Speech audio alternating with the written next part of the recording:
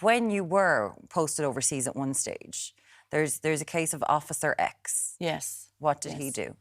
Well, ultimately, at the end of the mission, he kept tormenting me throughout the mission, making, you know, lewd remarks and inappropriate touching throughout the 6 months of, you know, you have a great ass.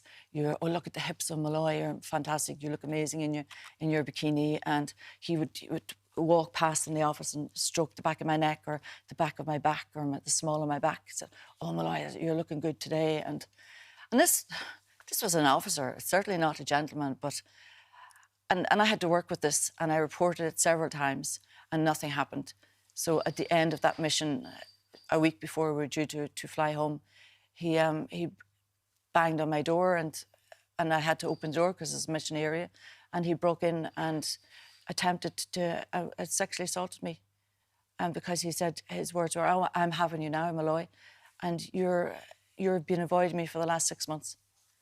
But my saving grace was that he was very drunk, and I got away. So you got away? I got away, yeah. What happened after that? Nothing. Why do you mean nothing happened? Surely that... No. The man I had reported that man for inappropriate behaviour for the entire 6 months. I was going home in 5 days. I was told, "Get on that plane, Molloy, and forget about it."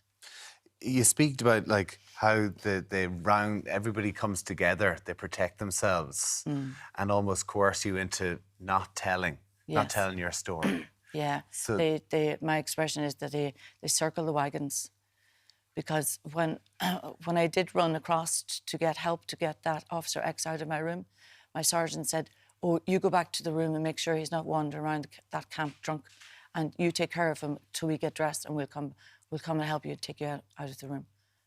So you had to go and try to corral the fella who broke into your room and wanted to assault you? Yeah, but I didn't. I stood and waited for the sergeant and the private to come with me. why did you stay doing it when you're putting up with this? I stayed because, one, it was my career, and I was extremely passionate, and I loved serving my country.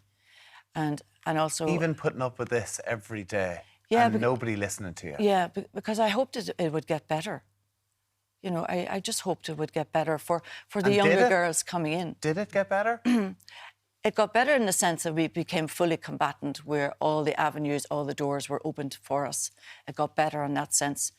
And I had hoped that it would get better when I got promoted to senior NCO rank, that I would get more respect.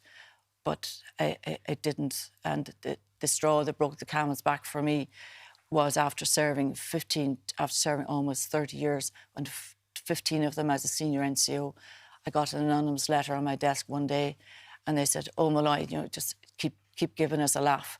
You're giving us a great laugh trying to apply for BQ's vacancies, because you're never going to get there. You're never going to get there." You were trying for... I was trying for a higher rank. Yes, I was trying to get for a higher rank. They said it was great crack. Great crack in the mess. You're giving us a great laugh. Keep applying. Obviously, it takes time for institutions to change. I'm not forgiving in any way. I'm not saying to forgive them. But when you're talking about something like the Defence Forces that are going into places where there are extremely vulnerable people and they're meant to be there to protect, when they don't protect their own, I find it incredibly, like, really disheartening. And more than that, let's forget the fact that this is abuse and assault. Yeah.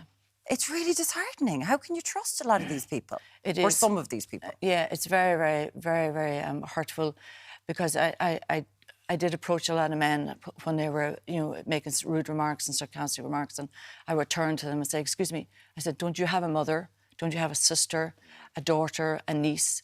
Like, put me in her situation." But is that not depressing? To make someone stop being vile to you, you have to put it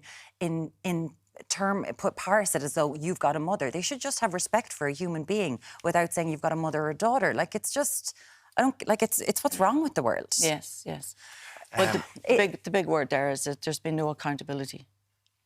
Nothing. Nothing. No, not yet. It's getting there. With this group, Women of Honour, sorry, Yes. I'm so sorry. Yeah. Do you think it's going to happen? Because you've come together, you and other women who have been in the Irish Defence Forces. Do you think that someday they'll stand up and go, "Jesus, lad, sorry about that"? Well, that's what we are demanding. We're demanding an apology and an acknowledgement and action and accountability. And we are hopeful that it will happen, and that it will come with this IRG report that we're anxiously waiting to read. Yeah, listen, the Women of Honour, of course, they're shining the light on the abuse that women have suffered. You, of course, have written a book as well, A Woman in Defence, the story of the enemy within the Irish Army. I mean, that says it all. Would you encourage a woman to join the Irish Army now? Not yet, no. Not yet. Wait till we see what the IRG comes up with in its recommendations to protect men and women, because there's a lot of vulnerable men there as well. There are good people, though. Like, There it's are important to very good say people. that you Yes. worked with some fantastic people. Yes, I had some great guys supporting me throughout my military career. Yeah. Yeah, and yes. Like, it is really, because sometimes it can feel like us versus them, but it's not. Some good banter with the guys.